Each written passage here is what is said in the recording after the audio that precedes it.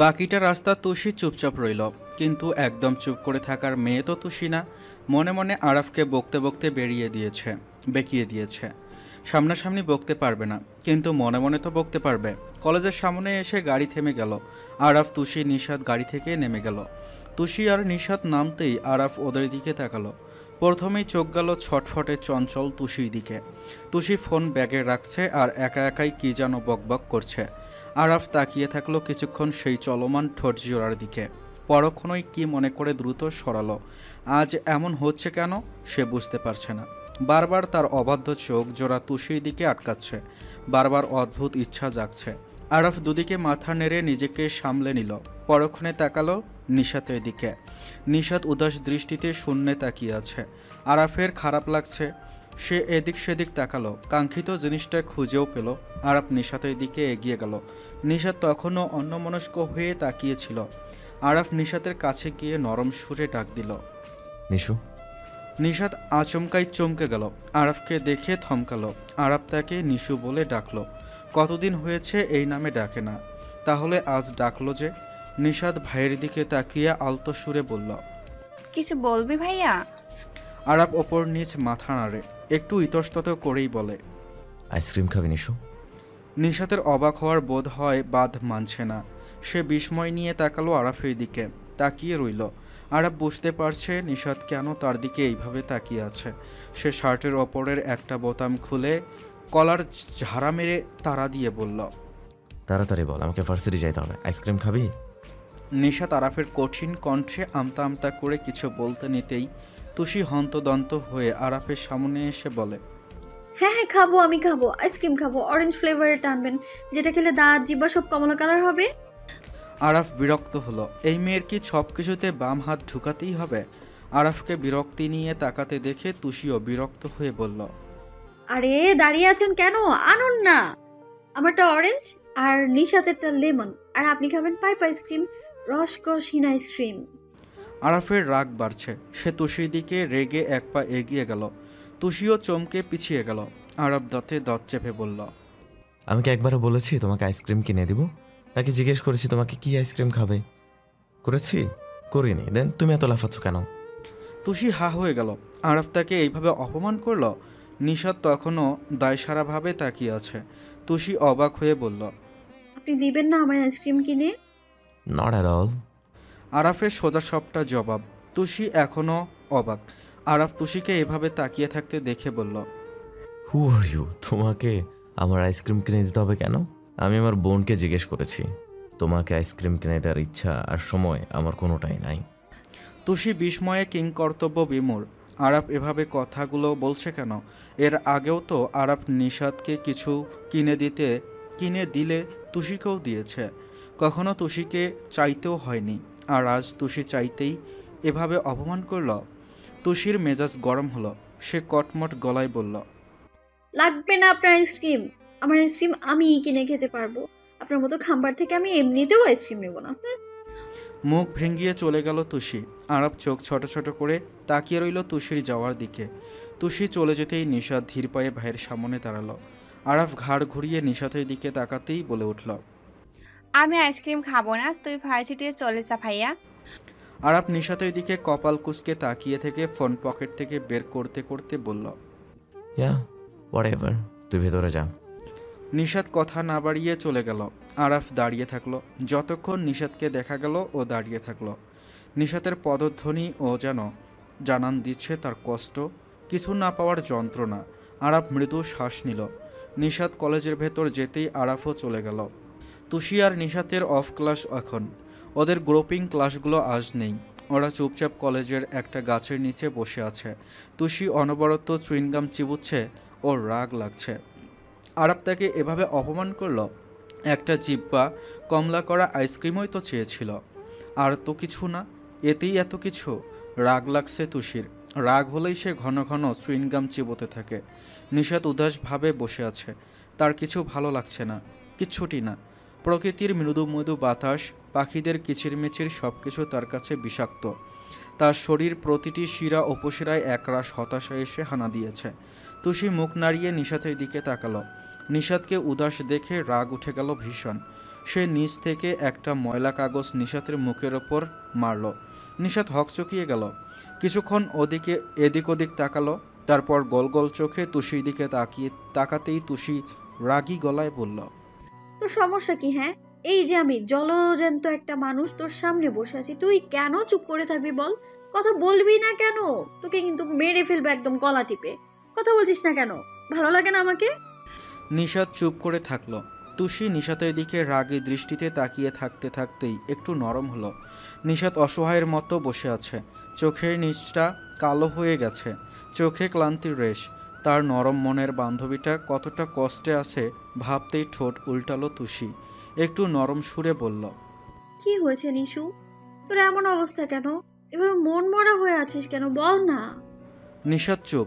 তুষি আবারও বলল, ওই ছোলা মুরগি টুকু ওমানের জন্য মন কেমন করছে? নিশাত এবার মুখ খুলল। সে হয়তো এটার অপেক্ষাতেই ছিল। ওমানকে নিয়ে কারো সাথে কথা বলতে পারলে তার মনটা এখন হালকা হতো। নিশাত তুষির দিকে ঘুরে বসে কান্না মিশ্রিত কণ্ঠে বলে উঠল, আমি কি করব তুষি? কিছুই বুঝতে পারতেছি না। ওমানের কোনো খোঁজও নেই। কত কল করেছি জানিস, হিসাব নেই তার। কলে পাচ্ছি না, মেসেজও নেই, কোথাও নেই। কিভাবে খোঁজ করবো বুঝতে পারছি না, টেনশন হচ্ছে। জানিস তুষি, কাল সারা রাত আমি কেঁদেছি, বারবার প্রে করছি যাতে ওমানকে আমি খুঁজে পাই, ওকে একটা বার দেখতে পাই, ও ভালো আছে সেটাও যেন একবার জানতে পারি, শুধু একবার। তুষি মুখ লটকালো, বিড়বিড় করে বলল। হুম, একতরফা টুরু লাভ। নিশাত আবারও বলল, ওমানকে ছাড়া আমি বাঁচব না তুষি। আমি ওমানকে ভালোবাসি, ভীষণ ভালোবাসি। আমার জীবনের চলার পথে ওমানকে চাই। ওমানের সাথে আমি আমার বাকি পথগুলো চলতে চাই। তুষি আঁতকে উঠল, দ্রুত নিশাতের মুখে হাত দিয়ে বলল, চুপ চুপ, মরতে চাস নাকি শালি? এই তুই না বিবাহিত মহিলা, তুই এইসব কি বলছিস? তুই ভাবতে পারছিস ওই ছোলা মুরগির কথা যদি রিদ ভাইয়া জানে, মেরেই ফেলবে একদম। ওই ছোলা মুরগিকে কেটে কিমা বানিয়ে আলুর ঝোল করে খাদ্যহীনদের মুখে তুলে দিবে। নিশাত তুষির হাত সরিয়ে দিল। কেঁদে দিয়েছে নিশাত, কাঁদে কেঁদেই বলল, ওই নোংরা লোকটার কথা বলবি না। আমার জীবন শেষ করে দিয়েছে ওই লোক। ওনার ভালোবাসি নামক বিশ্রী অত্যাচারে আমি অতিষ্ঠ। আর পাচ্ছি না। মেরে ফেলুক, যা খুশি করুক। আমি বেঁচে থাকতে ওমানকে ছাড়া আমি কাউকে বিয়ে করব না। আমার নিঃশ্বাস থামার আগ পর্যন্ত আমি ওমানকেই ভালোবাসবো। নিশাতের কথা শেষ হতেই ব্যাগের ভেতর ফোনটা ভাইব্রেট করে উঠল। নিশাত কান্না থামিয়ে ফোন বের করলো। তুষি তখন কপাল চাপড়াচ্ছে। নিশাত ফোন বের করে হাতে নিতেই থমকে গেল। হৃদস্পন্দন কেঁপে উঠল, শ্বাস দ্রুত ওঠানামা করতে লাগলো। কাঁপছে তার হাত জোড়া। নিশাত বসা থেকে উঠে গেল। তুষিও নিশাতকে দাঁড়িয়ে যেতে দেখে নিজেও দাঁড়ালো। কি হয়েছে জিজ্ঞেস করার পূর্বেই নিশাত ঠোঁটে ভুবন ভুলানো হাসি দিয়ে কম্পিত স্বরে বলল, ওমান, ওমান কল করছে। আমার ওমান কল করছে তুষি, ওমান কল করছে। তুষি মুখ থেকে চ শব্দ উচ্চারণ করল। ভালোই তো যাচ্ছিল দিনকাল, এই ছোলা মুরগি আবার কোত্থেকে টপকালো। নিশাতের খুশিতে হাত পা কাঁপছে, চোখ থেকে অনবরত জল গড়িয়ে পড়ছে। এর মধ্যে ফোন ভাইব্রেট হতে হতে কেটে গেল। ফোন কাটতেই নিশাতের হুঁশ আসে। ফোন কেটে গেছে বুঝতেই তার চোখ মুখ আবারও উত্তেজিত হলো। সে আবারও কল দিতে নিতেই ফোনে টুং করে একটা মেসেজ এলো। নিশাত ব্যস্ত হয়ে মেসেজ ওপেন করতেই দেখলো মেসেজটা ওমান করেছে। নিশাত, কল রিসিভ করলে না কেন? আমি হলি ক্রস রেস্টুরেন্টে আছি, দেখা করতে হবে, কথা আছে অনেক। নিশাতের চোখ মুখ উজ্জ্বল হয়ে গেল। তার ওমান ঠিক আছে, ভালো আছে, তার সাথে দেখা করতে যাবে এখন। এর থেকে আর খুশির কিছুই হতে পারে না। সে চোখ মুখ মুছল। জলদি করে ব্যাগ কাঁধে নিতেই তুষি আটকে বলল, কোথায় যাচ্ছিস নিশু? ক্লাস তো এখনো শেষ হয়নি। ওমান রেস্টুরেন্টে দেখা করতে বলছে, সেখানে যাচ্ছি। তুষি ভয়ার্ত গলায় বলল, পাগল নাকি তুই ওমানের সাথে দেখা করবি? ভাবছিস একবারও রিদ ভাইয়া জানলে তোর কি অবস্থা করবে? মেরেই ফেলবে তোকে আর তোর ওমানকেও। নিশাত ক্রুদ্ধ গলায় বলল, সেই সুযোগই দিব না। পালিয়ে যাব আমি ওমানের সাথে, আর কখনোই ফিরবো না। ফিরলে একদম ওমানকে সাথে নিয়ে ওমানের বউ হয়ে ফিরবো। দ্রুত পায়ে হেঁটে চলে গেল নিশাত। তুষি চিন্তিত মুখে ধপ করে বসে পড়ল। এরপর কি হতে পারে সেটা ভাবতেই বুক কাঁপছে তুষির। হৃদ যে কতটা ভয়ঙ্কর সেটা কারোই অজানা না, বিশেষ করে নিশাতের। তবুও এত বোকামি কেন? তুষির মনে পড়ে গেল 4 বছর আগের কথা। আরাফ আর হৃদ দুজন একই কলেজে পড়াশোনা করেছে। শুধু কলেজে না, ক্লাস 5 থেকেই তারা একসাথে। সেই সূত্রে হৃদের আসা যাওয়া হতো আরাফের বাসায়। হৃদ খুবই মার্জিত ও ভদ্র ছেলে বলেই জানতো সবাই। সবাই খুব পছন্দ করত হৃদকে। হৃদের উইক পয়েন্ট ছিল নিশাত, সেটা আরও আগে থেকেই। যত দিন যাচ্ছিল হৃদের দুর্বলতা বেড়ে যাচ্ছিল নিশাতের প্রতি। তার রোজ একবার করে হলেও নিশাতকে দেখতে হবে। নিশাতের চুপচাপ থাকা, মিষ্টি হাসি, মায়াবী চোখ, দীর্ঘ কেশ, সব কিছু তাকে পাগল করে দিচ্ছিল। অপেক্ষা জিনিসটা হয়তো হৃদের জন্য তৈরি হয়নি। সে পারছিল না নিশাতের থেকে দূরে থাকতে। নিশাত স্বভাবতই ছেলেদের সাথে কথা বলতো না। ঠিক তেমনই হৃদ বাসায় গেলে হৃদের সামনে অবধি যেত না, গেলেও কথা বলতো না। এসব যেন হৃদের উন্মাদনা বাড়িয়ে দিত। একটাবার তাকে দেখার জন্য মন ছটফট করত। 1 দিন, 2 দিন, 1 মাস, 2 মাস করে 1 বছর চলে গেল। হৃদের উন্মাদনা বাড়ল বই কি কমল না। সহ্য করতে পারল না। নিজের পরিবারকে জানালো যে সে আরাফের বোন নিশাতকে বিয়ে করতে চায়, আর সেটা খুব শীঘ্রই। আরাফের ফ্যামিলি আর হৃদের ফ্যামিলির জানাশোনা ভালো ছিল। হৃদের বাবা তখন বলেছিলেন কিছুদিন সময় দিতে, যেহেতু নিশাত তখনও ছোট। কিন্তু হৃদ নারাজ এসব মানতে। নির্লজ্জের মতো সে বিয়ে করবে বলে একরোখা হয়ে গেছে।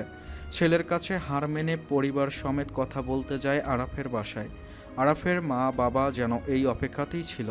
তাদেরও হৃদকে বেশ ভালো লাগে। তারাও মনে মনে ভেবে রেখেছিল এরকম কিছু, কিন্তু এত দ্রুত যে তার মেয়ের জন্য বিয়ের প্রস্তাব নিয়ে আসবে বুঝতে পারেননি। তারা সব সময় চেয়েছিলেন, বলেছিলেন কয়েক বছর যাক। হৃদের পরিবারও তাতেই মত দিল, কিন্তু হৃদ সেখানে সন্তর্পণে জানিয়ে দেয় সে এই মুহূর্তে নিশাতকে বিয়ে করতে চায়। সবাই চুপ করে গেল। কথাবার্তার মাধ্যমে এটাই সিদ্ধান্ত নেওয়া হলো যে আপাতত ওদের এঙ্গেজমেন্ট হয়ে থাক। কয়েক বছর পর মেয়েকে একদম অনুষ্ঠান করে তুলে নিয়ে আসব। হৃদ প্রথমে মানতে না চাইলেও পরক্ষণে কি মনে করে মেনে নিল। নিশাত ছোট থেকেই শান্ত, ভদ্র। বাবা মা আর ভাইয়ের মত বাধ্য। তাদের সিদ্ধান্ত শেষ সিদ্ধান্ত। নিশাতকে সমস্ত কিছু জানানো হলে সে এক পায়ে রাজি, কারণ তার পরিবার রাজি। আর তখন ওমানের সাথেও নিশাতের কোনো সম্পর্ক তৈরি হয়নি। 2 পরিবারের সম্মতিতে ওই মাসের 1 শুক্রবারে হৃদ আর নিশাতের এঙ্গেজমেন্ট হয়ে যায়। নিশাত সেদিন বেগুনি রঙের একটা জামদানি শাড়ি পরেছিল, মাথায় ঘোমটা। হৃদ সারাটা সময় তাকিয়েছিল নিশাতের দিকে। নিশাতকে সে মনের অজান্তেই এত ভালোবেসে ফেলবে বোঝেনি। আজ চোখের সামনে দেখে তার চোখ ফেরানো দায় হয়ে গেল হৃদের। হৃদের সেই চাহনিতে কোনো নেশা ছিল না, আর না ছিল কোনো কাম্যতা। শুধু ছিল একরাশ মুগ্ধতা, এক আকাশ পরিমাণ ভালোবাসা। তবুও নিশাতের অস্বস্তি হচ্ছিল। তাকে হৃদের পাশে বসাতেই হৃদ অপলক তাকিয়ে রইল তার দিকে। সবার সামনে নিশাতের লজ্জায় মরে যেতে ইচ্ছে করল। হৃদ যখন আংটি পরালো তখনও তার দৃষ্টি গোছালো মায়ায় ঘেরা স্নিগ্ধ মুখশ্রীতে। আংটি বদল হতেই সবাই খাওয়া দাওয়ায় ব্যস্ত হয়ে পড়ল। হৃদ তখনও নিশাতের হাত আঁকড়ে সোফায় বসে আছে। নিশাত উঠতেও পারছে না, আবার বসে থাকতেও পারছে না। নিশাত অস্বস্তিতে যখন এদিক ওদিক তাকাচ্ছে তখন হঠাৎ হৃদের মুগ্ধকর কণ্ঠ কানে এলো। এক আকাশ সমান ভালোবাসি, আমার হৃদয়ের অন্তঃস্থল থেকে ভালোবাসি নিশু। কথা দিচ্ছি হৃদয়ের সমস্ত ভালোবাসা আদর দিয়ে তোমায় আগলে রাখবো। নিশাত অবাক হলো, তবে অবাকের চেয়ে বেশি লজ্জা পেল। তাই আর কিছুই বলল না। নুইয়ে রাখা মুখটা আরও নুইয়ে ফেলল। সেদিনের পর যে যার কাজে ব্যস্ত হয়ে পড়ে। হৃদও নিজের পড়াশোনায় ব্যস্ত হয়। সে নিশাতের সাথে যোগাযোগ কম রাখত। তবে রোজ বিকেলে সে নিশাতের ব্যালকনির সামনের রাস্তাটায় দাঁড়িয়ে থাকত। নিশাত তখন ব্যালকনিতে এলেই তার চোখের তৃষ্ণা মেটাতো। এতটুকুতেই সে সন্তুষ্ট ছিল। তার ভাবনা ছিল নিশাত তো এখন পুরোটাই তার, শুধু একটু অপেক্ষার প্রহর গোনা বাকি। চলতে থাকে এভাবেই। নিশাত রোজ স্কুলে যাওয়া আসা করতে লাগলো। সব কিছু স্বাভাবিকভাবেই চলছিল, কিন্তু এর মাঝে সমস্যা হলো নিশাতের বাড়িওয়ালার ছেলেকে নিয়ে। তখন আরাফদের নিজেদের বাড়ি ছিল না, তারা ভাড়া থাকতো। আরাফদের বাড়িওয়ালা ছেলে ছিল 1 নম্বরের গুন্ডা। গুন্ডামি, মারপিট, মেয়েদের টিস করা তার নিত্যদিনের খেলা। তার শকুনের নজর পড়ে। নিশাদকে উত্ত্যক্ত করার জন্য উঠে পড়ে লাগে। নিশাদ আর তুষি একসাথে স্কুলে যেত তখন। রোজ সকালে নিশাদ গেটের সামনে দাঁড়াতো, তুষি ওদের বাসা থেকে রিক্সা নিয়ে নিশাতের বাসায় যেত। তারপর দুজনে একসাথে স্কুল যেত। এমনই একদিন নিশাদ দাঁড়িয়েছিল গেটের সামনে। তখন তার সামনে এসে হাজির হলো সেই ছেলেটি। ছেলেটির নাম নিফাজ। নিফাজকে দেখেই নিশাদ ভয় পায়, তবে সেটা প্রকাশ না করে অন্যদিকে তাকিয়ে থাকে। নিফাজ নিশাতের সামনে গিয়ে সিটি বাজাতে বাজাতে বলে, কি গো সুন্দরী, একা একা দাঁড়িয়ে আছো যে? কোম্পানি লাগবে? নিশাত চুপচাপ দাঁড়িয়ে থাকে। নিফাজ সামান্য এগিয়ে নিশাতের মুখের ওপর ঝুঁকে বলে, অন্যদিকে মুখ ফিরিয়ে রাখলে কেন? সুন্দর লাগে না আমাকে? কেমনটা ভালো লাগে, বেশি বড় নাকি বেশি ছোট? নিশাত দাঁতে দাঁত চেপে শান্ত থাকে। বিশ্রী লাগছে তার সব কিছু। নিফাজ আরেকটু এগিয়ে নিশাতের মাথার হিজাবে হাত দেয়। নিশাত চমকে ওঠে, চারপাশে তাকালো। ওদের স্কুল 7টায়। এই সময়টায় এখানে কেউ থাকে না। নিশাত ভয়ে জমে গেল, নড়ার শক্তি অবধি পেল না। নিফাজ বিশ্রী হেসে মুখ এগিয়ে নিতেই তুষিকে দেখতে পেল। নিশাত যেন তুষিকে দেখে সাহস ফিরে পেল। সে সর্বশক্তি দিয়ে এক ধাক্কা দিল নিফাজকে। কিছু বুঝে ওঠার আগেই নিশাত দৌড়ে চলে গেল। নিফাজ পৈশাসিক হেসে বলল, কতদিন পালাবি চান্দু? একদিন তো তোর সব জেদ শেষ করেই ছাড়বো। একদিনের কথা, সেদিনটা ছিল রবিবার। নিশাত রোজ সকালের মতো স্কুলে যাওয়ার জন্য রেডি হয়ে দাঁড়িয়ে আছে। আজ তুষির আসতে লেট হচ্ছে। নিশাত দাঁড়িয়ে দাঁড়িয়ে বিরক্ত হচ্ছে। তড়িঘড়ি করে হাত ঘড়িটা বিরক্তি নিয়ে আবারও দেখল, না, প্রচুর লেট হচ্ছে। দাঁড়িয়ে থাকার ধৈর্য হলো না। এক পা এগিয়ে গেল বাইরের দিকে, তবে পুরোপুরি বাইরে গেল না। গেটের কাছে দাঁড়িয়ে থাকে। অবশেষে অপেক্ষার পালা শেষ করে তুষির গলার আওয়াজ পাওয়া যায়। তুষি বাইরে থেকেই নিশাতকে ডাকছে। নিশাত খানিক ভ্যাবাচাকা খেল। তুষির গলার আওয়াজ কেমন যেন ঠেকল। ভুরু কুঁচকে কিয়ৎক্ষণ দাঁড়িয়ে থেকেই বাইরে গেল। মেইন গেট খুলে মাথা নিচু করে বের হলো। কিছু বোঝার সুযোগ অবধি পেল না। কাঁধ থেকে ব্যাগ পড়ে গেল। বাম হাতের বইটাও হাত ফসকে পড়ে গেল। নিফাজ টেনে তার ক্যাবে উঠিয়ে নিয়ে গেল নিশাতকে। নিশাত হাত ছাড়ানোর সুযোগ পায়নি। সব কিছু এত জলদি হয়েছে যে তার সাথে ঠিক কী হচ্ছে সেটাও বোধগম্য হয়নি। নিফাজ টেনে নিয়ে গেল নিশাতকে একটা ছাউনি দেওয়া টিনের ঘরে। চৌকিতে ফেলে দিল নিশাতকে। নিশাত ভয়ে কেঁদে দিয়েছে। নিফাসের দিকে তাকাতেই সে বিশ্রীভাবে হাসল। নিশাত হিজাব ধরে ভয়ে কাঁপতে লাগলো আর পেছাতে লাগলো। নিফাস শার্টের হাতা গুটিয়ে এগিয়ে গেল নিশাতের দিকে, বলল, পিছিয়ে যাচ্ছ কেন জানেমান? আরে আমি নিফাজ, চিনতে পারোনি? নিশাত পিছিয়ে গিয়ে কেঁদে বলতে লাগলো, আমাকে এখানে কেন এনেছেন? প্লিজ যেতে দিন। নিফাজ চৌকির ওপর নিশাতের সামনে বসলো। হাত দিয়ে বাজেভাবে স্পর্শ করলো নিশাতের গাল। বলল, যেতে দিব তো সোনা, একটু আদর করে নিই, তারপরে যেতে দিব। নিশাতের গাল ছুঁয়ে বলল নিফাজ। ঘেন্নায় মরে যেতে ইচ্ছা করলো নিশাতের। নিফাস পৈশাসিক আনন্দ পাচ্ছে নিশাতের অসহায়ত্ব দেখে। সে তার মুখ এগিয়ে নিল নিশাতের দিকে। নিশাতের শরীর অবশ হয়ে এলো, নড়বার শক্তি অবধিও পেল না। নিফাজ যখন তার মুখ নিশাতের মুখের কাছে এগিয়ে নিয়ে গেল, ততক্ষণে নিশাত সেন্সলেস হয়ে যায় আর জ্ঞান ফিরে কোনো কিছুর বিকট শব্দে। নিশাত চোখ খুলেই সামনে যা দেখে তাতে সে থমকে যায়। মস্তিষ্কের চলাচল বন্ধ হয়ে যায়। তার সামনেই নিফাজের নিথর দেহ পড়ে আছে, আর নিফাজের লাশের সামনে হৃদ দাঁড়ানো, তার হাতে রিভলভার। নিশাত আঁতকে ওঠে, কিছু বলার ভাষা হারিয়ে ফেলে। নিশাতকে চোখ মেলতে দেখেই হৃদ রিভলভারটা ফেলে নিশাতের কাছে যায়। কাঁপতে থাকা নিশাতকে জড়িয়ে দেয়। নিশাতের মুখটা তুলে সারা মুখে অনর্গল চুমু দিতে থাকে হৃদ। হৃদ নিশাতকে কিছুই বলেনি, শুধু নিশাতকে বুকে জড়িয়ে ধরে থাকে। ভয়ে আবার জ্ঞান হারায় নিশাত। এরপর যখন চোখ খোলে, সে নিজের বাসায় নিজের ঘরে দেখে তার পাশে তখন আরাফ, মা, তুষি আর তুষির মা ছিল। নিশাত তখনও ভয়ে ততস্থ। বেশ সময় লেগেছিল তাকে সুস্থ হতে, তবে তার ভেতর ভয় জন্মে যায় হৃদের প্রতি। হৃদ খুন করেছে, শুধু সেই দৃশ্যটাই তার সামনে ভাসতে থাকে। ধীরে ধীরে হৃদের প্রতি ভয় আর ঘৃণা বাড়তে থাকে। হৃদ খুন করেছে, হৃদ একজন খুনি। তখন হৃদের করা স্পর্শ সব তার কাছে বিষাক্ত মনে হচ্ছিল। বারবার শুধু দোয়া করত যাতে হৃদ আর তার সামনে না আসে। নিশাতের করা দোয়াগুলো সব সত্যি আল্লাহ কবুল করেছিলেন। সেদিনের পর হৃদ আর নিশাতের সামনে আসেনি। নিশাত স্বাভাবিক হয়ে যায়। তবে তখন অস্বাভাবিক ছিল আরাফ। নিশাত প্রায় তার ভাইকে উদাস দেখত, তবে কখনো কোনো প্রশ্ন করেনি। সব স্বাভাবিক হয়ে যায় ধীরে ধীরে। এসব ভাবতে ভাবতে তুষির ঘুম এসে যায়। গাছের সাথে পিঠ ঠেকিয়ে সে এসব ভাবছিল। ঠিকমতো ঘুমাতেও পারছে না। কারণটা নিশাত। প্রায় 3 বছর পর হৃদ হঠাৎ ফিরে এলো, আর নিশাত এখনই এসব শুরু করেছে। আবার ওমানের সাথে দেখাও করতে গিয়েছে। তুষি হতাশ শ্বাস ফেলে উঠে দাঁড়ালো। ব্যাগ কাঁধে নিয়ে বাসায় যাওয়ার জন্য উদ্যত হলো। তার আজ আর ক্লাস করা হবে না। কলেজের গেট পর্যন্ত হেঁটে গেল। বাইরে গিয়ে রিকশার জন্য ডানে বামে তাকালো। এখানে কোনো রিকশাও পেল না। সে ধীর পায়ে মেইন রোডের দিকে এগিয়ে গেল। তুষি বিরক্ত হচ্ছে, একটা রিকশাও নেই। তুষি চোখ মুখ কুঁচকে দাঁড়িয়ে রইল রিকশার জন্য। তুষির কপাল খুলে গেল। মিনিট দুয়েকের মধ্যে একটা রিকশা দেখলো তার দিকে এগিয়ে আসছে। সে ঝলমলে মুখে হাত বাড়িয়ে রিকশা ডাক দেবে তার আগেই থেমে গেল। রিকশার পেছনে বটগাছের নিচে কালো গাড়িতে হেলান দিয়ে দাঁড়িয়ে থাকা লোকটাকে দেখেই কলিজার পানি শুকিয়ে গেল। সে যে ভয়টা পেয়েছিল সেটাই হলো। তবে ভয়টা নিজের জন্য নয়, নিশাতের জন্য। কবুল। কম্পিত গলায় 3 অক্ষরের শব্দটি মুখ থেকে উচ্চারিত হতেই ঝরঝরিয়ে কেঁদে দিল নিশাত। ঘরে যারা যারা অবস্থান করছেন তারা মৃদু স্বরে আলহামদুলিল্লাহ বললেন। কাজী সাহেব বিয়ে পড়ানো শেষ করে বসা থেকে উঠলেন। আরাফকে ইশারা করে বাইরে আসতে বলে নিজেও বেরিয়ে গেলেন। আরাফ ঘর থেকে বেরোনোর জন্য পা বাড়ালো। মাঝে থেমে গেল সে।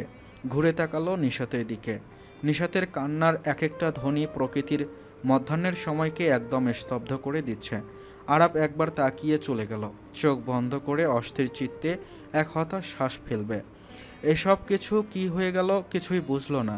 তবে যাই হয়েছে সেটা নিশাতের ভালোর জন্য হয়েছে। তুষি নিশাতের পাশে খাটের এক কোণায় বসেছিল। আরাফ যেতেই সে দরজার দিকে চোখ বুলায়। ঘরে আপাতত কেউ নেই। আরাফের মা আর তুষির মা এতক্ষণ ছিল, তারাও বেরিয়ে গেছেন। তুষি গিয়ে নিশাতকে জড়িয়ে ধরে। নিশাতের কান্নার মাত্রা বাড়ে। তুষির কাঁধে মাথা রেখে সব কষ্টের স্রোত বইয়ে দেয় তুষির হৃদয়ে। তুষিও কেঁদে দেয়। অপরাধী গলায় বলে, সরি নিশু, মাফ করে দে। আমি বুঝতেও পারিনি এমন কিছু হবে। আমি যদি জানতাম হৃদ ভাইয়া তোকে এভাবে জোর করে বিয়ে করবেন, আমি কখনো বলতাম না তুই কোথায় আছিস। নিশাত কথা বলে না। কান্নার চোটে কথা সব গলা পাকিয়ে আসছে। তুষি নিশাতকে ছেড়ে দিয়ে বলে, এসব কিছু মেনে নে নিশু, যা হয়েছে ভালো হয়েছে। এমনিতেও বিয়ে হতোই। বারণ করেছিলাম তোকে, যাস না ওই উমানের সাথে দেখা করতে। আমার বারণটা শুনলে অন্তত এভাবে বিয়েটা হতো না। নিশাত অসহায় চোখে তাকায়। কিছু বলার আগেই ইলু ঘরে আসে। ইলু খাটে বসতে বসতে বলে, তুই যা, তোকে আম্মু ডাকে, আমি আছি এখানে। তুষি নিশাতের দিকে এক পলক তাকিয়ে চলে যায় বাইরে। তুষি যেতেই নিশাত আবারও ফুপিয়ে ফুপিয়ে কাঁদতে থাকে। সেই কান্নার শব্দ না হলেও ইলু বেশ দেখছে সেই কান্না। নিশাতের কান্না বলে দিচ্ছে যে সে এই বিয়েতে রাজি নয়। আর রাজি না থাকার কারণ অন্য কারো সাথে প্রেমের সম্পর্ক। ইলু চশমা ঠিক করে বারান্দা ভেদ করে বাইরে তাকায়। নিশাতের কান্না প্রতি পদে পদে আবারও ইলুকে চোখে আঙ্গুল দিয়ে দেখিয়ে দিল প্রেম ভালোবাসা সব মিথ্যে। এই ভালোবাসা একটা মানুষকে কিছুই দেয় না। যা দেয় তা হলো এক বিন্দু মিথ্যে স্বপ্ন আর এক আকাশ পরিমাণ কষ্ট। তুষি বাইরে গিয়ে প্রথমেই ড্রয়িং রুমে বসে থাকা হৃদের দিকে তাকায়। হৃদ এখনও ফর্মাল গেট আপেই আছে। সে যে বিয়ে করেছে তাকে দেখে বোঝার উপায় নেই। চুপচাপ মাথা নিচু করে বসে আছে। মুখ ভঙ্গি যথেষ্ট গম্ভীর। তুষি হৃদের দিক থেকে চোখ সরিয়ে নেয়। রান্নাঘরে মায়ের কাছে যেতে নেয়, তখনই পিছন থেকে রাশভারী ডাকে থেমে যায়। স্টপ দেয়ার তুষি। ডাকটা গম্ভীর হলেও অনেকটাই শান্ত ছিল, কিন্তু ভয় পেয়ে যায় তুষি। ফট করে পেছন ফেরে। আরাফ তুষির একদম সামনে। আরাফের চোখ লাল। তুষি থমকে ওঠে। এ কি আরাফের চোখ এত লাল কেন? আগে তো এমন দেখেনি সে। তুষি ভয়ে এদিক সেদিক তাকায়। এরপর আবারও চোখ আরাফের দিকে স্থির রেখে মৃদু আওয়াজে বলে, কি? আরাফ চোখ ছোট ছোট করে তাকিয়ে থাকে তুষির দিকে। সেভাবে থেকেই বলে, I will give you just 2 minutes. এর মধ্যে আমার ঘরে তোমাকে যেন দেখি, ওকে? তুষি বড়সড় ঢোক গিলল। আরাফ তাকে নিজের রুমে ডাকছে কেন? তুষি আন্দাজ করতে পারছে আরাফ কেন ডাকতে পারে তাকে, কিন্তু তার ভয় হচ্ছে। যদিও তাতে কোনো দোষ নেই, কিন্তু এই লোকটার ঠিক নেই। রাগ উঠলে কোনো কিছু মাথায় না রেখে ঠিক ভুল বিবেচনা না করেই থাপ্পড় লাগাতে পারে। তুষি চুপচাপ চোখ অস্থিরভাবে ঘোরাতে থাকে।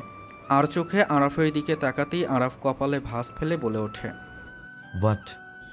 তুষি চমকে আরাফের দিকে তাকায়, ঘন ঘন মাথা নেড়ে বলে, নাথিং। আরাফ কপালের ভাঁজ দৃঢ় করে বলল। দেন কাম। আরাফ কথাটা বলেই নিজের ঘরে চলে যায়। তুষি সেখানে স্থির দাঁড়িয়ে থাকে, কি মনে করে আবারও সোফায় বসে থাকা হৃদের দিকে তাকায়। হৃদ ফোনে কি যেন করছে। ফোনের লাইটে হৃদের চোখ দুটো জলজল করছে, হৃদের চোখও লাল। তুষি আশ্চর্য হলো, এই দুইজনের চোখ এমন লাল কেন? গাঁজা টাজা খেয়েছে নাকি? তুষি মুখ ভেংসি দিয়ে চলে যায় আরাফের ঘরে। তুষি দরজায় নক করে, আরাফের সাড়া পায় না। তুষি দ্বিতীয়বার নক করে উকি মারে ঘরে। আরাফ সোফায় বসে আছে, মাথা এলিয়ে দিয়েছে, চোখ বন্ধ তার। তুষি আর নক করার প্রয়োজন মনে করল না, গুটি গুটি পায়ে চলে গেল ভেতরে। আরাফের থেকে বেশ দূরত্ব বজায় রেখে দাঁড়িয়ে পড়ল। আরাফ তখনও চুপচাপ মাথা সোফায় এলিয়ে চোখ বন্ধ করে শুয়ে আছে। তুষি দাঁড়িয়ে থাকে, ডাকবে কি ডাকবে না সেই নিয়ে বেশ দ্বিধাদ্বন্দ্বে ভুগছে। তুষি ওড়না হাতে পেঁচালো, সেটা পুনরায় খুলতে খুলতে ঠিক করলো ডাক দিবে আরাফকে। তুষি গলা ঠিক করলো, মৃদু সুরে বলল, আমি এসেছি। আজকে কলেজে কি হয়েছিল? আরাফ সেভাবেই বলে ওঠে কথাটা, না চোখ খুলে নাই বা সোজা হয়ে বসে। তুষি ভরকে যায়। আচমকা এত শান্ত সুর এই মুহূর্তে আরাফের থেকে আশা করেনি। সে তো ভেবেছিল ঘরে এনেই গালে 3-4 ঘা লাগিয়ে তারপর ধমকাবেন, কিন্তু তা না করে এত শান্ত। তুষির মাথা ভন ভন করছে, আরাফ চোখও মেলছে না, যার দরুন ভয় লাগছে আরও। তুষি কথা বলল না, সে এখন অনেক ভয় পাচ্ছে। এই মুহূর্তে সে কোনোভাবেই আরাফের সাথে কথা বলতে চায় না। সত্যি মিথ্যা যাই বলুক, আরাফ এখন খেপে যাবে। এই মুহূর্তে আরাফের হাতে চটকানা খাওয়ার ইচ্ছা নাই ওর। তুষি পরিকল্পনা করে ফেলল, সে এখন আরাফের চোখ বন্ধ করার সুযোগ নেবে। তুষি ভয়ে ভয়ে এক পা পিছনে ফেলল, আরাফের দিকে ভয়ত দৃষ্টি ফেলে আস্তে আস্তে পিছিয়ে নিল পাজোড়া। পরক্ষণেই থেমে গেল, চোখ বন্ধ করল, পরনের স্কার্টটা একটু তুলে বিড়বিড় করল, দৌড়া তুষি দৌড়া। তাকালো না আর কোনো দিকে, এক দৌড় দিল দরজার দিকে। দরজার হাতলে হাত রাখার আগেই পেছন থেকে ঠাস করে দরজা বন্ধ করে দিল আরাফ। তুষি ভীষণভাবে লাফিয়ে উঠল ভয়ে, চমকে পেছনে তাকালো। আরাফ কখন এলো এখানে? তাকে তো কয়েক সেকেন্ড আগেও দেখলো সোফায় পড়ে আছে। মরে গেছে নাকি জীবিত আছে সেটাই বোঝা যাচ্ছিল না, আর এর মাঝেই এসে পড়ল। তুষির ভয়ে চেহারার রং পরিবর্তন হয়ে গেছে। আরাফ দাঁতে দাঁত পিষে তুষির বাহু ধরে দরজার সাথেই চেপে ধরে। তুষি ঠাস করে দরজার সাথে লেগে দাঁড়িয়ে পড়ে। আরাফ নিজেও এগিয়ে গিয়ে তুষির মুখ বরাবর দাঁড়িয়ে যায়। তুষি ভয়ে কাচুমাচু হয়ে গেছে। আরাফ যে কী পরিমাণ রেগে আছে সেটা আরাফের শ্বাস প্রশ্বাস জানান দিচ্ছে। আরাফ ঘন ঘন শ্বাস ফেলছে। তুষির অস্বস্তি আর ভয়ে বুক ধরফর করছে। আরাফ তুষিকে দরজার সাথে আরও চেপে ধরে বলে, পালাচ্ছিলে কেন? স্টুপিড। আমার প্রশ্নের উত্তর না দিয়ে, আমার চোখ ফাঁকে দিয়ে আমার রুম থেকে বেরিয়ে যাবে? It's not possible. Tushi, answer দাও।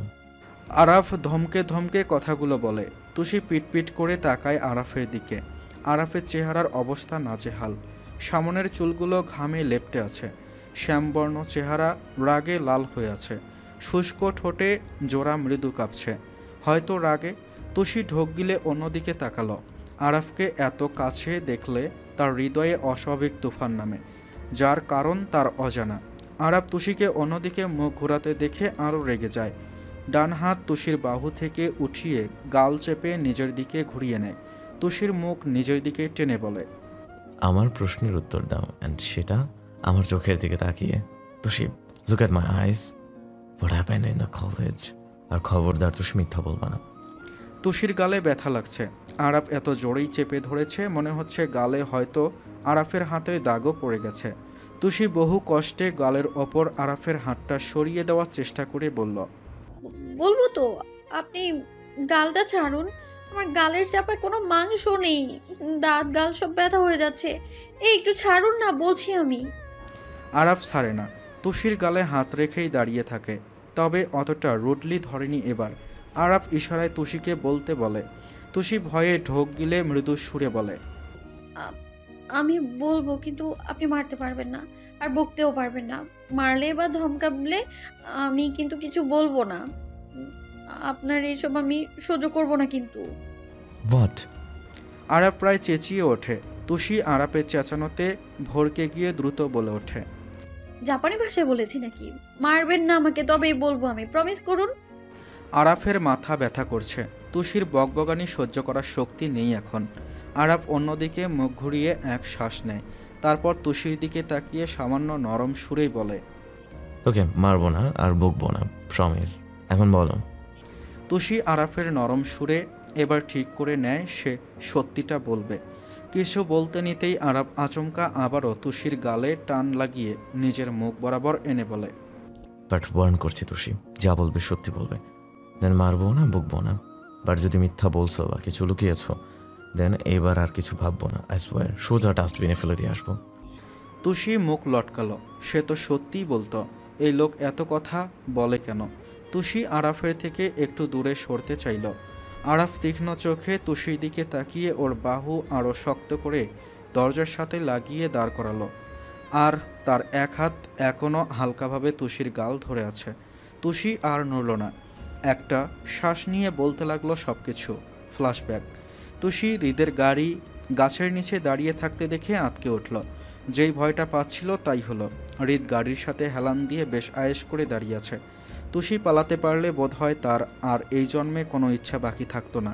পালিয়ে যাওয়াটাই তো হচ্ছে তার শেষ ইচ্ছা, কিন্তু সেটা সম্ভব না, কারণ হৃদ একদম স্থির চোখে তার দিকেই তাকিয়ে আছে। তুষি ভয়ে সেখানেই দাঁড়িয়ে রইল। হৃদ কিছু সময় দাঁড়িয়ে থেকে নিজেই তুষির দিকে এগিয়ে গেল। তুষি ভয়ে জমে গেছে একদম। তুষিও নিশাতের মতোই হৃদকে ভয় পায়, আর তার কারণ একমাত্র সেই খুন। হৃদ তুষির সামনে এসে দাঁড়াতেই তুষির মাথা নিচু করে ফেলে। হৃদ তুষির দিকে তাকিয়ে পিছনে ডানে বামে তাকায়, তারপর সব জায়গায় চোখ বুলিয়ে যখন কাঙ্ক্ষিত কাউকে খুঁজে পেল না, তখন কপালে ভাঁজ ফেলে তুষির দিকে তাকায়। গমগমে গলায় বলে, নিশাত কোথায় তুষি? ও আসেনি আজ কলেজে? তুষি নিচের দিকে তাকিয়ে অগোছালো দৃষ্টি ফেলছে। কি উত্তর দেবে বা দেওয়া উচিত?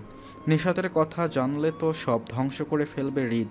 তুষিকে চুপ থাকতে দেখে হৃদ গলার স্বর বাড়িয়ে বলল, কিছু জিজ্ঞেস করেছি, নিশাত কোথায়?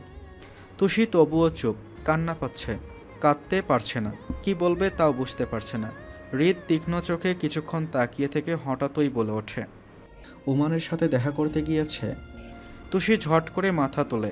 হৃদ জানল কিভাবে? তুষির শরীর ঘেমে ভিজে গেছে ভয়ে। হৃদ তুষির ভয়ার্ত মুখটা দেখে যা বোঝার বুঝে গেল। হৃদ অন্যদিকে তাকিয়ে চোখ বন্ধ করল, ঘাড় কাত করে দুদিক নাড়ালো, বিড়বিড় করতে লাগলো কি জানি। তুষি মাথা নিচু করে আছে। হৃদ আচানক হো হো করে হেসে ওঠে। তুষি চমকে তাকায় হৃদের দিকে। হৃদ অদ্ভুতভাবে হাসে। তুষির ভয় লাগছে এখন। হৃদ হাসতে হাসতেই আবারও বিড়বিড় করলো, ঘাড়ে হাত রেখে জোরে জোরে শ্বাস নিল, নড়বড়ে শরীরে তুষির দিকে তাকালো, বলল, হোয়াটস হ্যাপেন তুষি? এত ঘামছো কেন? Maybe you need rest. রিক্সা পাচ্ছ না? নো প্রবলেম, আমি কার নিয়ে আছি, ড্রাইভারকে বললে তোমাকে বাসায় দিয়ে আসবে, যাও। তুষি কাঁপা কাঁপা গলায় অনেক সাহস জুগিয়ে বলল, আমি একাই যেতে। গাড়িতে বসতে বলেছি। ধমকে ওঠে হৃদ। তুষি কেঁপে ওঠে দ্রুত হৃদকে পাশ কাটিয়ে সামনে যেতে নেয়। তার আগেই হৃদ আবারও বলে, ড্রাইভারকে বলবে আরাফের বাসায় নিয়ে যেতে, গট ইট? তুষি পেছন ফিরে অবাক হয়ে বলে, কেন? হৃদ বাঁকা হাসল, রহস্যজনক হাসি। কিছু বলল না, উল্টোর দিকে হাঁটা দিল। বর্তমান। আর কিছু জানি না। এরপর কোথায় গেল, মানে নিশুকে কোথায় পেলো কিছু জানি না। কোথা থেকে নিশাতকে নিয়ে এসে এভাবে হুট করে বিয়ে করে ফেললো আমি জানি না, সত্যি আমি জানি না। আরাফ দীর্ঘশ্বাস ফেলে। এমন কিছু একটাই সে আজ করতে পেরেছিল, তবে যতটা ভয়ঙ্কর হবে ভেবেছে ততটাও হয়নি। আরাফ চিন্তিত মুখে অন্যদিকে তাকিয়ে রইল। তুষি চোখ পিটপিট করে আরাফের দিকে তাকিয়ে বলল, এবার তো ছাড়ুন, আমার গালের রক্ত সব শেষ করে ফেলবেন, হাত দিয়ে রক্ত সব খেয়ে ফেলবেন নাকি? উফ। তুষির কথায় আরাফ দ্রুত গাল থেকে হাত সরিয়ে বলে। What nonsense.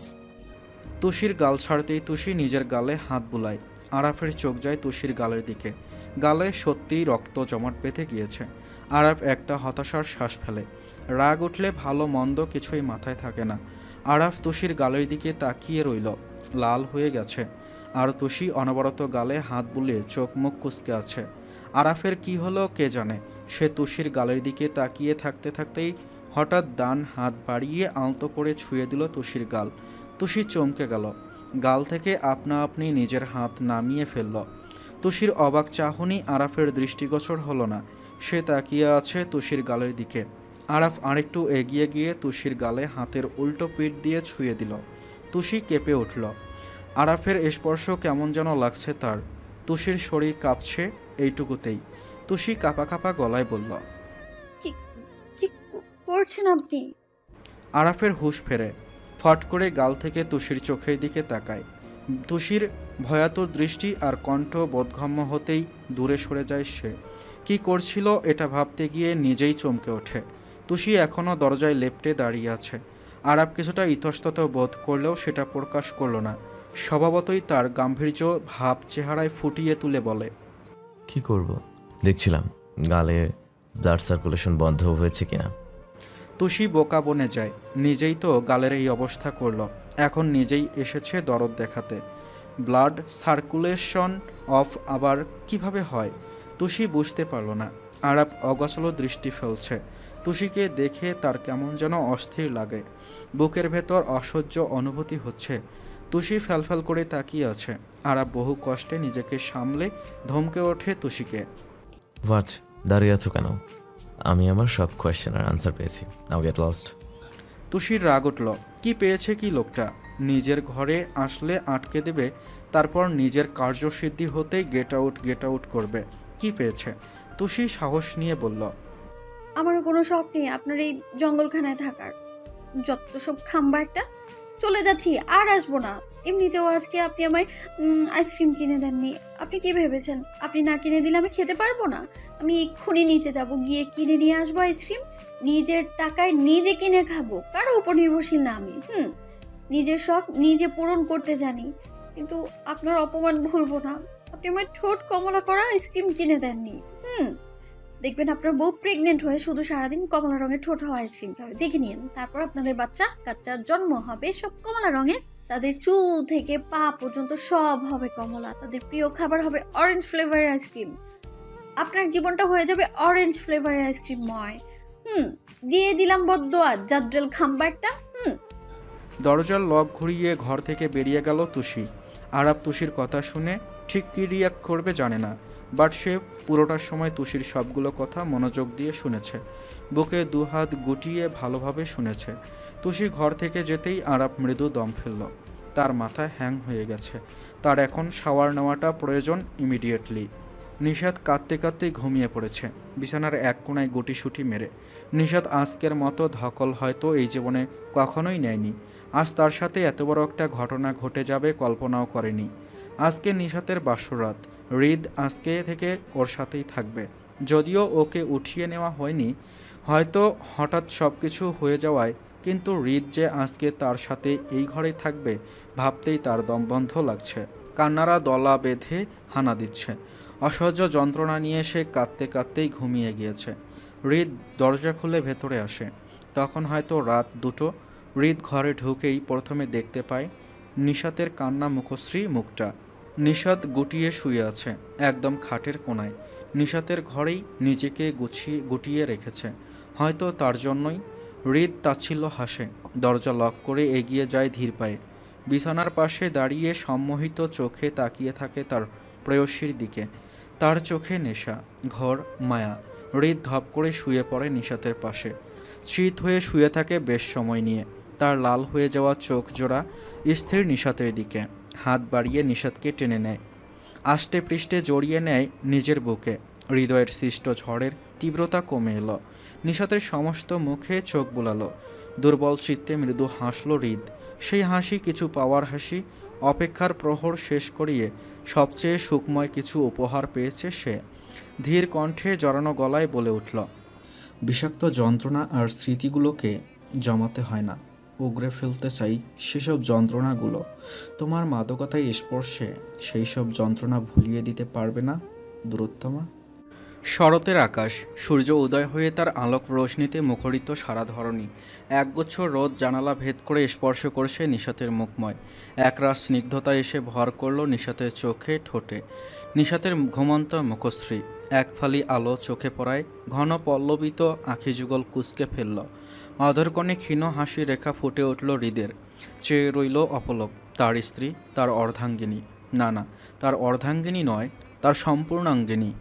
ঘুম ঘুম চোখে নিশাতের মায়াভরা মুখশ্রী দেখেই ঠোঁটের হাসি প্রসারিত হলো। নিশাতকে গভীর আলিঙ্গনে উষ্ণতা কুড়াতে ব্যস্ত হয়ে পড়ল। নিবিড়ভাবে জড়িয়ে নিল নিজের বুকে। উষ্ণ আলিঙ্গনে মুহূর্তেই ঘুম কেটে গেল নিশাতের। নিভু নিভু চোখ মেলল, অখিযুগল মেলতেই অস্পষ্ট ঠেকল সব। চোখে আধার কেন লাগছে সব। 1 সেকেন্ড, 2 সেকেন্ড, 1 মিনিট।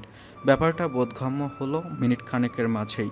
নির্মল আর্তনাদে বুকটা ফেটে এলো নিশাতের। নিমিষেই বিষিয়ে উঠল মনটা। নড়ল না, নিষ্প্রাণ সে। ফুপিয়ে কেঁদে উঠল।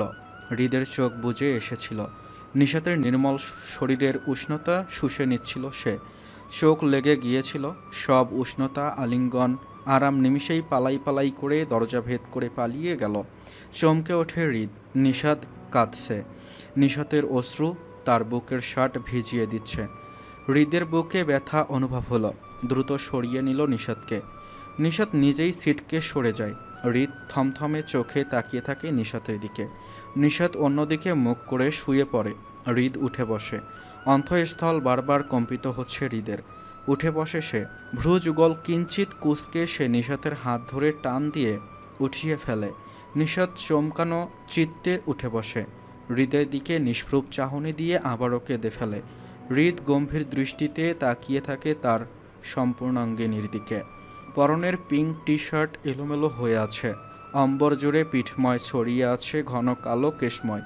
ঘুম আর কান্নার দাপটে চোখ দুটো ফুলে ফেপে উঠেছে। হৃদ নিশাতের কুনুই ধরে টান দেয়। নরম গলায় প্রশ্ন করে, কাঁদছ কেন? গা গুলিয়ে ওঠে নিশাতের। হৃদের প্রতিটি স্পর্শ, কথা, কণ্ঠ বিষের মতো লাগে। কান্নার জোরে হেসকি তুলে ফেলে। হৃদ নির্লিপ্তভাবে পুনরায় জিজ্ঞেস করে, কেন কাঁদছ? নিশাত তেতে ওঠে। আকস্মিক বজ্রপাতে মানুষ যেমন কেঁপে ওঠে তেমনই কেঁপে উঠল নিশাতের মন। বুক হুহু করে ওঠে। হৃদয়ের সৃষ্ট অনলের তীব্রতা বেড়ে গেল। গতকাল দুপুরের কথা মনে হতেই ভয়ঙ্কর চাহনি নিক্ষেপ করে হৃদের দিকে। ডান হাতে থাকা হৃদের হাতজোড়া ঝাটকা মেরে ফেলে দেয়। জ্বলন্ত চাহনি নিক্ষেপ করে হৃদের পানে। নিশাতের জ্বলন্ত চাহনি আর ফুসলে ওঠা চাহনি দেখে অধর বাঁকিয়া হাসে হৃদ। স্বাভাবিক গলায় বলে, রেগে আছো কেন? নিশাত তপ্ত গলায় বলে, আমাকে ছুঁয়েছেন কেন আপনি?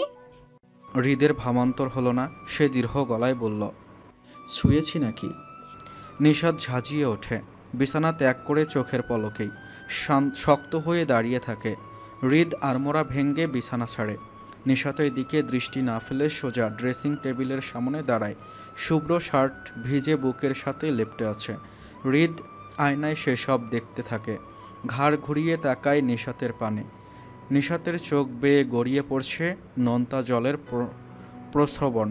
বুক ফুলিয়ে শ্বাস নেয় হৃদ। শান্ত ও স্বাভাবিক গলায় বলে, তুমি আমার স্ত্রী নিশাত। তোমাকে ছোঁয়ার অধিকার আমার আছে।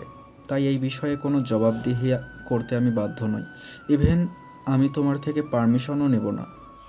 নিশাতের বাকশক্তি নেই। সে নিতর দেহে দাঁড়িয়ে আছে। অশ্রুসিক্ত চোখে হৃদয় দিকে তাকিয়ে আছে। হৃদ ধীর প্রতি পদে এগিয়ে যায় নিশাতের দিকে। হাত বাড়িয়ে কাছে টেনে নেয়। গাঢ় দৃষ্টিতে তাকিয়ে থাকে তার সদ্য বিবাহিত স্ত্রী পানে। কপালের চুলগুলো সরিয়ে দেয় সন্তর্পণে। ললাটে দীর্ঘ সময় ঠোঁট ছুঁয়ে দেয়।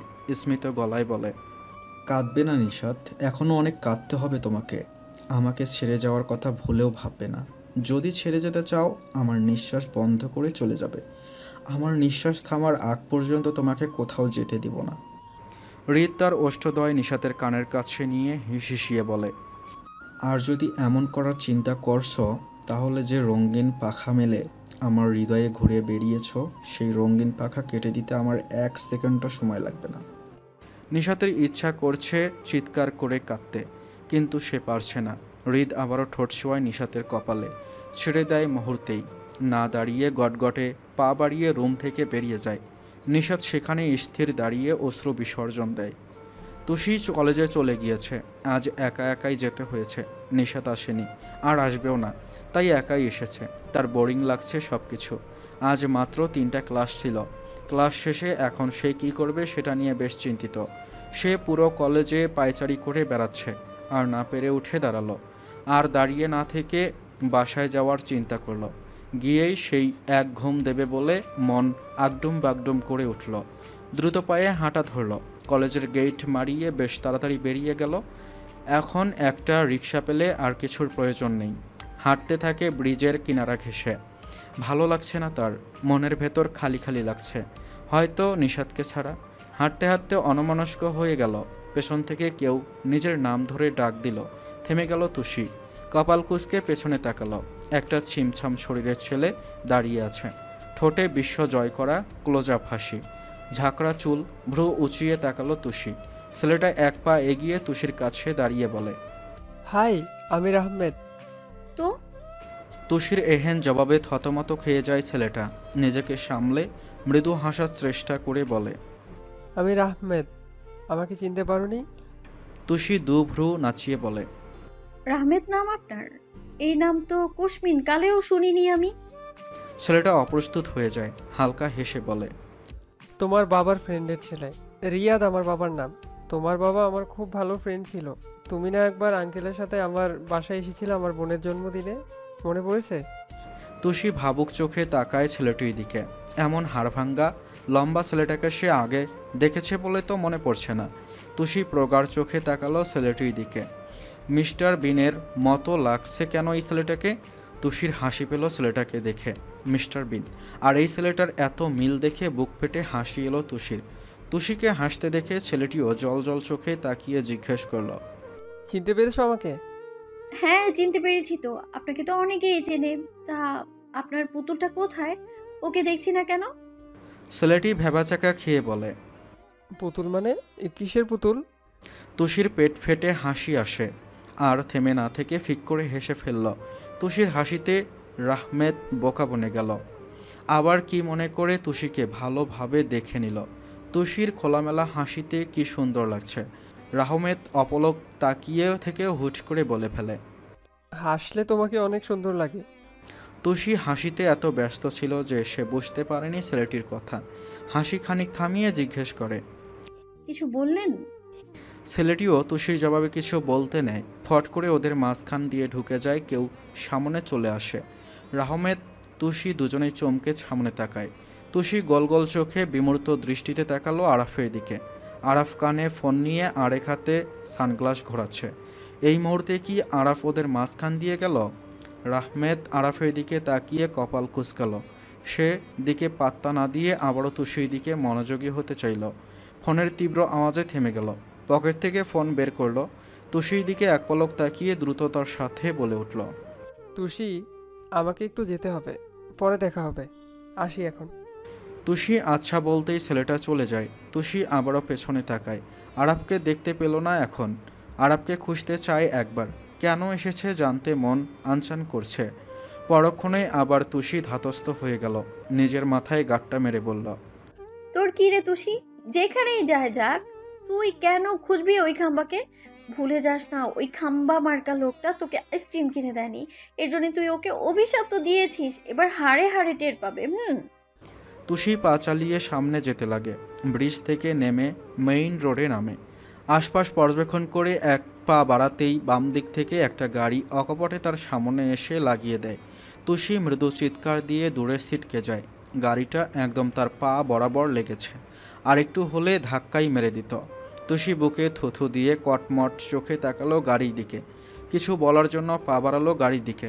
গাড়ির অন্য পাশে গিয়ে দাঁড়িয়ে জানালায় ঠুস ঠুস নক করতেই জানালা কি দরজায় খুলে যায়।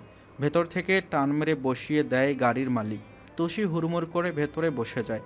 কিছু বুঝে ওঠার আগেই গাড়ি চলতে শুরু করে। তুষি ভয়ে চোখ তুলে তাকাতেই আরাফকে দেখতে পেল। প্রচণ্ড রকম অবাক হয়ে গেল তুষি। আরাফ তাকে এইভাবে গাড়িতে উঠালো কেন? এখন এমন একটা ভাব দেখাচ্ছে যেন কিছুই করেনি। তুষি ঠিক হয়ে বসে ঝটপট মুখ চালালো। আপনি এখানে এনেছেন কেন আমায়? আপনি আমার উপর গাড়ি উঠিয়ে ফেলতে চান? হায় আল্লাহ, মেরে ফেলবেন নাকি এখন? কি করেছি আমি আপনার? আমার সাথে কোন জন্মের শত্রুতা আপনার? বুঝি না বাপু। তুষি গাল ফুলিয়ে আরাফের দিকে তাকিয়ে রইল। আরাফ মনোযোগ দিয়ে গাড়ি চালাচ্ছে, তুষির দিকে তাকাচ্ছে না অবধি। চোখ মুখ স্বাভাবিক, শান্ত। তুষি আরাফের কোনো জবাব না পেয়ে আবারও ঝাড়ি মেরে প্রশ্ন করে। এই আমি কিছু জিজ্ঞেস করছি আপনাকে, আপনি শুনতে পাচ্ছেন না? দেখুন, একদম ভাব দেখাবেন না। আমাকে এখানে এনেছেন যখন তখন আমার কথা তো শুনতেই হবে। আমার দিকে মনোযোগ দিন আপনি। তুষির কথার প্রস্ফুটিত কণ্ঠ থামতেই গাড়িও থেমে যায় তাল মিলিয়ে। আরাফ ভাবাবেগ দৃষ্টিতে তাকায় তুষির দিকে। তুষি গাল ফুলিয়ে তাকাতেই আরাফ তুষির কোমর জড়িয়ে হ্যাসকা টান দিল। তুষি সিট বেল্ট পরেনি, তাই হুড়মুড়িয়ে আরাফের বুকের ওপর পড়ে যায়। তুষি চমকে তাকালো আরাফের দিকে। আরাফের চাহনিতে বুক অবধি লাফালাফি করতে লাগলো। আরাফ তুষিকে নিজের কাছে এনে কানের কাছে মুখ নেয়। আরাফের গরম নিঃশ্বাস তুষির ঘাড়ে এসে বাড়ি খেতেই ধুকপুক করতে লাগলো। সমস্ত শরীর ঝাঁকুনি দিয়ে উঠল। আরাফ কানের কাছে মুখ নিয়ে ফিসফিস করে বলে, দিলাম মনোযোগ, এখন বলো, শুনছি। আরাফের ফিসফিস করা কণ্ঠে শিহরিত হয়ে গেল। কাঁপুনি ধরে গেল দেহের রন্ধ্রে রন্ধ্রে। আরাফ সোজা হয়ে তুষির চোখের দিকে তাকালো। দুজনের চোখাচোখি হতেই তুষি চোখ নামিয়ে নিল। তুষির ভেতরের কম্পিত হৃদয়ের ধূপধাপ আওয়াজ শুনতে পাচ্ছে আরাফও। টের পেতেই মৃদু হাসল। কোমরের চাপ দীর্ঘ করে ফিসেল কণ্ঠে ডাকল, তুষি। তুষির ভেতর শীতল স্রোত বয়ে গেল। এক অজানা অনুভূতিতে কেঁপে উঠল তুষির তুলতুলে শরীর। চোখ উঠিয়ে তাকালো আরাফের দিকে। বহু কষ্টে আরাফের ঘোর লাগা অদ্ভুত চোখে স্থির দৃষ্টি করল। আরাফ বিমোহিত চোখে তাকিয়ে আছে। তুষি ঘন ঘন শ্বাস ফেলছে। আরাফের হৃদয়ের ঝড় নামিয়ে দিচ্ছে তুষির সেই শ্বাস প্রশ্বাস। আরাফ নিজেকে সংযত করতে চাইছে, পারছে না। তুষির তিরতির করে কম্পনরত গোলাপি ঠোঁট নেশা ধরিয়ে দিচ্ছে আরাফকে। আরাফ নিজেও জানে না তার এমন অদ্ভুত আচরণের কারণ, কিন্তু তার এখন প্রকট এক ইচ্ছা ভেতরটা নাড়িয়ে দিচ্ছে। এত কাছ থেকে তুষিকে পেয়ে সে নিজেকে দমিয়ে রাখতে পারছে না, ঘোরে আটকে যায়। কোমরের চাপ দিয়ে তুষিকে নিজের সাথে মিশিয়ে নেয়। তুষি কেঁপে উঠল। আরাফ নিচু হয়ে নিজের ওষ্ঠদ্বয় ছুঁয়ে দিল তুষির ওষ্ঠে। হৃদয়ের গতি থমকে গেল, শরীর অবশ হয়ে এলো। তুষি দু হাতে খামছে ধরল আরাফের বুকের দিকের জ্যাকেট। দুজনের ওষ্ঠ ছুঁয়ে যেতেই হুঁশ ফেরে আরাফের। কি করে ফেলেছে বুঝতে পেরেই ঝট করে সরে গেল। বিস্ময়ে কিংকর্তব্য বিমূঢ় হয়ে গেল। তুষির দিকে দৃষ্টি ফেলতেই ভেতরটা অনুতপ্ততায় ছেয়ে যায়। তুষি সেভাবেই আরাফের জ্যাকেট খামছে, চোখ বন্ধ করে কাঁপছে। তুষির চোখ বেয়ে এক ফোঁটা জল পরিশ্রুত হতেই আরাফ থমকে গেল। তুষির কোমর থেকে হাত সরিয়ে নিল। তুষির কোনো হেলদোল নেই, সে কাঁপছে অনবরত। আরাফ তুষির হাত দুটো নিজের জ্যাকেট থেকে ছাড়িয়ে নিল। তুষি চমকে যে এক সেকেন্ড ব্যয় না করে দূরে গিয়ে বসল। তুষি ভয়ে লজ্জায় নুইয়ে গেল। এই মুহূর্তে তার সাথে ঠিক কী হয়েছে ভাবতেই পারছে না। আরাফ সিটে মাথায় এলিয়ে চোখ বন্ধ করল। কি করে ফেলেছে সে যে নিজেকে সামলাতে পারবে না ভাবতেও পারেনি। তার দ্বারা এত বড় একটা ভুল কি করে হয়ে গেল। তুষি ফুপিয়ে কেঁদে উঠল। তুষির নাক টেনে কান্নার আওয়াজ পেয়ে আরাফ চোখ বন্ধ করতেই দাঁতে দাঁত পিষল। রাগ হচ্ছে তার, তবে তুষির ওপর না, নিজের ওপর। তুষি আর চোখে কাঁদতে কাঁদতে একবার তাকালো। আরাফ তাকে ছুঁয়েছে। কেন করলো এমন? কয়েক সেকেন্ডের ভেতর কি থেকে কি হয়ে গেল বুঝতে অবধি পারল না। তুষি অন্যদিকে মুখ ঘোরাতেই আরাফ থমথমে কণ্ঠে বলে উঠল, গাড়ি থেকে নামো। তুষি বিস্মিত চোখে তাকায় আরাফের দিকে। আরাফ তাকে নেমে যেতে বলছে কেন? অবাক চোখে তাকিয়ে থাকে সে আরাফের দিকে। তুষিকে নামতে না দেখে ধমকে ওঠে আরাফ, নামতে বলেছি তুষি, আমার গাড়ি থেকে নেমে বাসায় চলে যাও, সামনে রিক্সা পাবে, গেট লস্ট। আরাফের ধমকে তুষির চোখে জল চলে আসে। তুষি ভেবে পাচ্ছে না একটু আগেই না লোকটা এত বড় একটা ভুল করলো। নিজে ভুল করে নিজেই এখন এভাবে ধমকে বের করে দেবে। চাপা অভিমান অভিযোগের দৃষ্টিতে আরাফের দিকে এক দৃষ্টি তাকালো। চোখের জল মুছে গাড়ি থেকে নেমে গেল। আরাফ আর দ্বিতীয়বার তাকায়নি তুষির দিকে, সোজা গাড়ি স্টার্ট দিয়ে চলে যায়। অন্ধকারাচ্ছন্ন রাত, গোলগাল চাঁদ আকাশে ক্ষীণ আলোয় রোশনি সরিয়ে দিয়েছে। নিশাত উদাসভাবে তাকিয়ে আছে জানালা ভেদ করে সেই থালার ন্যায় চাঁদের দিকে। তার চেনা পরিচিত ঘর, জানালা, বাইরের দৃশ্য সব আজ তার থেকে বহু দূরে। সে এক অজানা স্থানে ঠাঁই নিয়েছে। হৃদ নামক লোকটা তাকে তার আস্তানায় বন্দি করেই ফেলল শেষমেশ। নিশাতকে হৃদ নিয়ে এসেছে নিজের সাথে। হৃদের বক্তব্য ছিল নিশাত তার স্ত্রী, আইন এবং ধর্মীয় মোতাবেক সে নিশাতকে বিয়ে করেছে। নিশাত এখন তার অধিকার, তাই সে তার স্ত্রীকে আর একদিনও দূরে রাখতে চায় না। নিয়ে এসেছে সে নিজের সাথে। সবার বারণ পরোয়া না করে বেহায়ার মতো নিজের ফালতু লজিক দিয়ে নিয়ে এসেছে নিশাতকে। নিশাত হৃদকে বাধা দেওয়ার ক্ষমতা রাখে না, তাই সে অসহায় দৃষ্টিতে ভাই আর মায়ের দিকে তাকায়। তার মা একটা বারও তার দিকে তাকায়নি। আর ভাই, সে তো হৃদের সাথে তার ব্যাগ গাড়িতে ওঠাতে ব্যস্ত ছিল। নিশাত তখন তাচ্ছিল হেসে আর বাধা দেয়নি। চুপচাপ গাড়িতে উঠে চলে এসেছে। হৃদ নিশাতকে তার একটা ফ্ল্যাটে নিয়ে এসেছে। ফ্ল্যাটে হৃদ একাই থাকে, তার বাবা মা নাকি গ্রামে, এটাও আরাফ তাকে বলেছে। হৃদ নিশাতকে ফ্ল্যাটে রেখে গিয়েছে সেই দুপুরে, এখন রাত। এর মাঝে একবারও হৃদ ঘরে আসেনি, আর নাইবা নিশাতকে কল করেছে। এতে অবশ্য নিশাত খুশি, কারণ হৃদের কণ্ঠ স্পর্শ সব তার বিষাক্ত কাটার মতো শরীরে গেঁথে যায়। নিশাত বুক ফুলিয়ে দম ছাড়ে। চোখ বেয়ে নোনা জলেরা আপন গতিতে নদীর স্রোতের মতো বয়ে যায়, ভিজিয়ে দিচ্ছে তার অন্তরকে। নিশাতের হাতের ফোনটা ভাইব্রেট করল। চোখ মুছে ফোনের দিকে তাকালো, তাকিয়েই রইল। উমান কল করেছে। উমান নামটা দেখে ঠোঁটের হাসি প্রগাঢ় হলো। কম্পিত হস্তে ফোন রিসিভ করে কানে নিল। অফাস থেকে উমান ঝাঁঝিয়ে উঠল। আমাকে এভাবে ঠকালে নিশাত? আমি তো ভেবেছিলাম তুমি আমাকে ভালোবাসো, অথচ তুমি এভাবে আমাকে ঠকালে। নিশাতের দু চোখ ছাপিয়ে জল গড়িয়ে পড়ল। ঠোঁটে ঠোঁট আটকালো শব্দহীন কান্নার প্রয়াসে। নিজের ভালোবাসার মানুষের মুখে এসব কথা তার কোমল মন মেনে নিতে অক্ষম। বহু কষ্টে সে নিজের মুখ খুলল, অনুনয়ের সুরে বলল, আমি ঠকাইনি ওমান, বিশ্বাস করো, ঠকাইনি।